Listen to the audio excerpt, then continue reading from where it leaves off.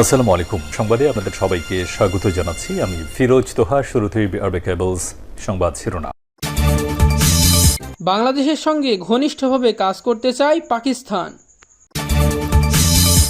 শেখ হাসিনার স্বৈরশাসন সব প্রতিষ্ঠান ধ্বংস করেছে, সংস্কারের পর নির্বাচন, বললেন ডক্টর ইউনূস। শেখ হাসিনার স্বৈরশাসন সব প্রতিষ্ঠান ধ্বংস করেছে, সংস্কারের পর নির্বাচন, বললেন ডক্টর মোহাম্মদ ইউনূস।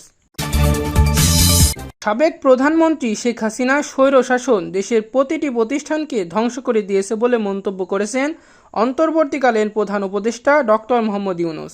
তিনি বলেন, এমন একটি সময় আমরা দেশের দায়িত্ব নিয়েছি যখন প্রায় সব ক্ষেত্রেই চরম বিশৃঙ্খলা। তাই নির্বাচন কমিশন, বিচার বিভাগ, জনপ্রশাসন, আইন শৃঙ্খলা বাহিনী ও গণমাধ্যমে প্রয়োজনীয় সংস্কারের পর অন্তর্বর্তী সরকার একটি অবাধ ও সুষ্ঠু এবং অংশগ্রহণমূলক নির্বাচনের আয়োজন করবে। রাজধানীর একটি হোটেলে আজ সোমবার দুপুরে ঢাকার বিদেশি বিভিন্ন মিশনের রাষ্ট্রদূত ও জাতিসংঘ সহ আন্তর্জাতিক সংস্থার প্রতিনিধিদের প্রথম ব্রিফিংয়ে ডক্টর মোহাম্মদ ইউনূস একথা বলেন।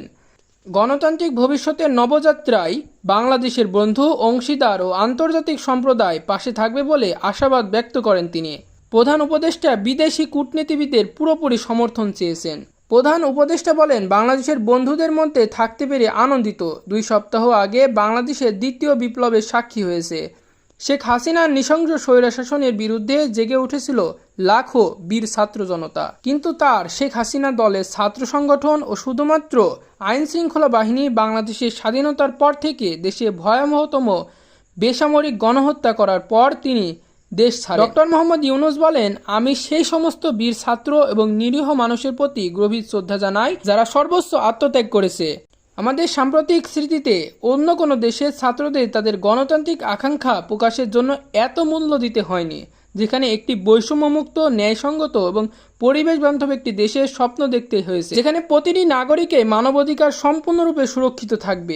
ক্ষমতা থাকার চেষ্টায় শেখ হাসিনার স্বৈরাচার সরকার দেশের প্রতিটি প্রতিষ্ঠানকে ধ্বংস করে দিয়েছে, বিচার ব্যবস্থা ভেঙে পড়েছে। তিনি বলেন, দীর্ঘ 1.5 শতকের নির্মম নৃশংসতার মাধ্যমে গণতান্ত্রিক অধিকার দমন করা হয়েছিল, নির্বাচনে কারচুপি করা হয়েছে, তরুণ প্রজন্ম তাদের ভোটাধিকার চর্চা না করে বেড়ে উঠেছে, সম্পূর্ণ রাজনৈতিক অপব্যবহার করে লুণ্ঠন করা হয়েছে রাষ্ট্রীয় কোষাগার। ডক্টর মোহাম্মদ ইউনূস বলেন, দেশ নিয়ে ছাত্রদের একটি স্বপ্ন আমাদের মুগ্ধ করেছে, যে স্বপ্ন একটি নতুন যুগের সূচনা করেছে।